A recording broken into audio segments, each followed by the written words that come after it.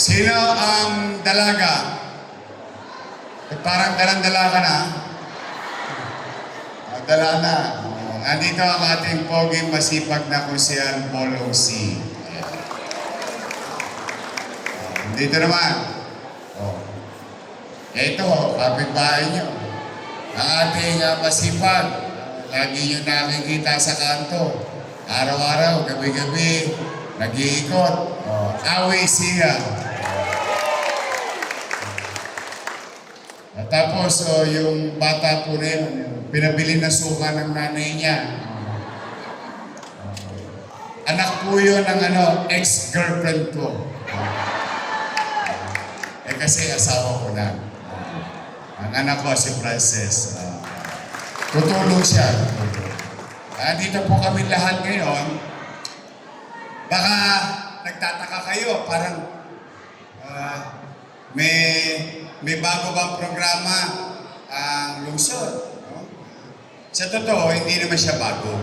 Kasi kahit naman nung vice mayor ako, maaaring ilan sa inyo nakapunta na sa opisina ko. O nung first time ko naman na mayor, yung iba naman sa inyo, sumulat na rin sa akin. Ngayon, nung salamat sa inyo, ito pag-upo ko, umulusok yung dami ng sulat na dumarating sa opisina ko.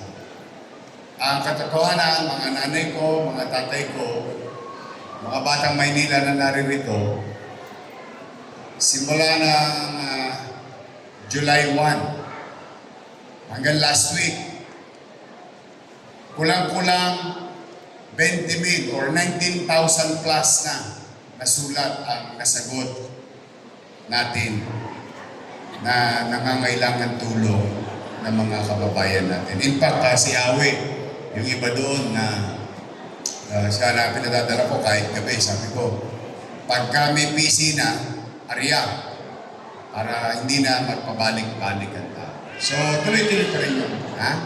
Siya tinatakbuhan nyo. Kaya, tuloy-tuloy naman. In-improve lang namin, kaya kayo nandito. Usually, ang tao,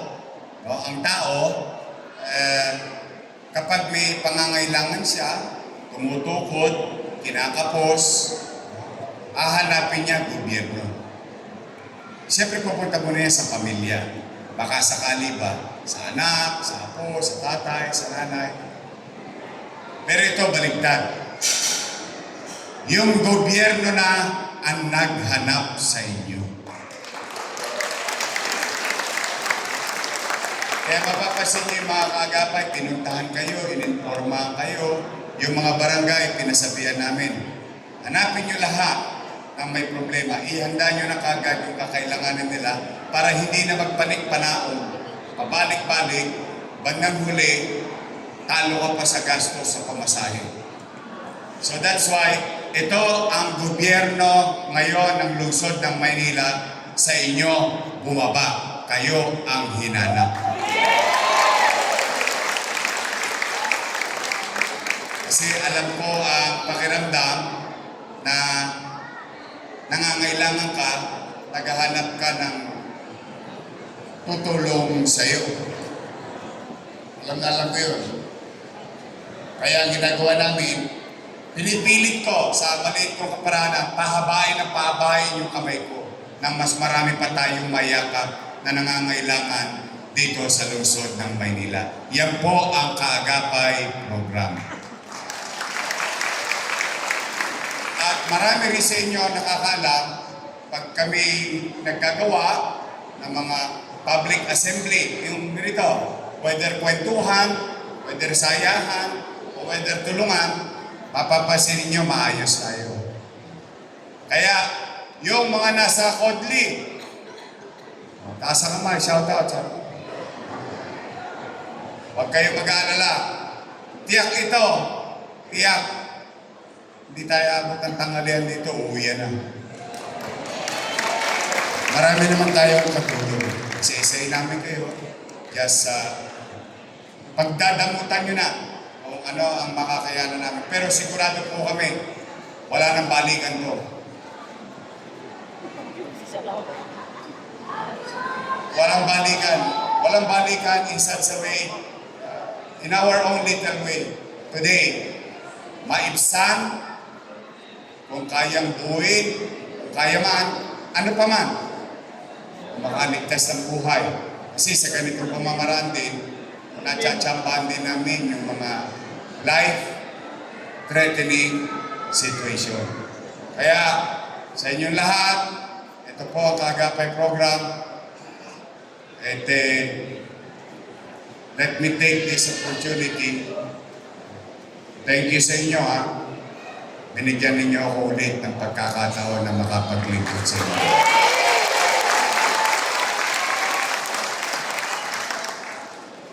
Sa mga kabataan o mga nanay, pwede nyo nang kumbinsihin in the future, in the near, not far, but near future. Ang inyong mga apo o anak, sabihin nyo na sa kanila, anak, apo, mag-doktor ka, mag-nurse ka. Kasi kahapon, yung pangarap ko para sa inyo, yung sinabi ko sa entablado, itinatag na, magsisimula ng i-construct ang bagong building na kung tawagin ay Pamantasan Lungsod ng Maynila College of Medicine.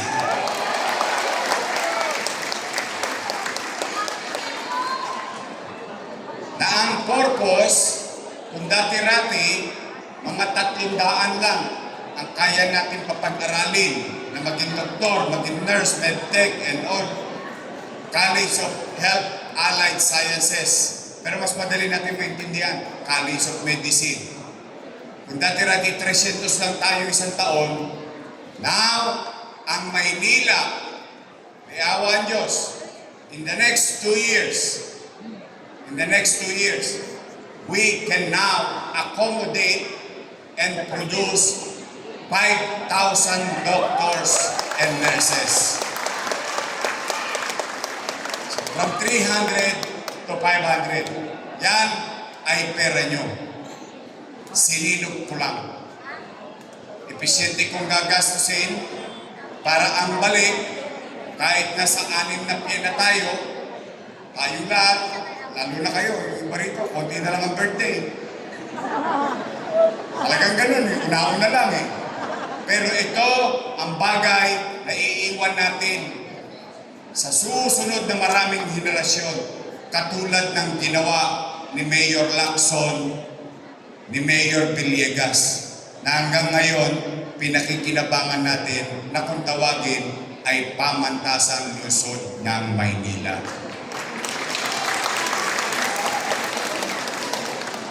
Kaya pwede nyo na medyo urot-urutin.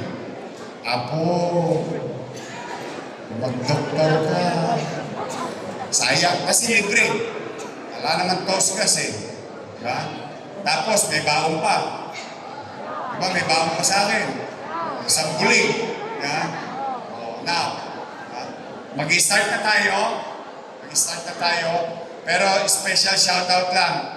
Taas nga kamay ng mga senior citizen. O, natanggap nyo na? Yung 1 bite? Magkikita ulit tayo sa Abril. Asa, Ate nabalik na. May gatas pa yan ulit this year.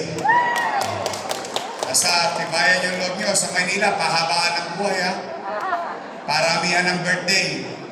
Hanggat nandiyan kayo, hanggat nandito ako, kahit anong mangyari, kahit anong tukod, pipilitin kong iraos kayo. Iraraos natin.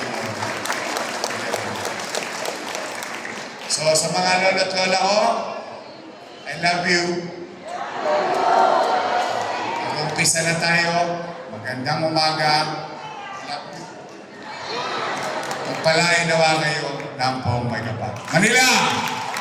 At first, thank you. Maraming salamat po, Yorme!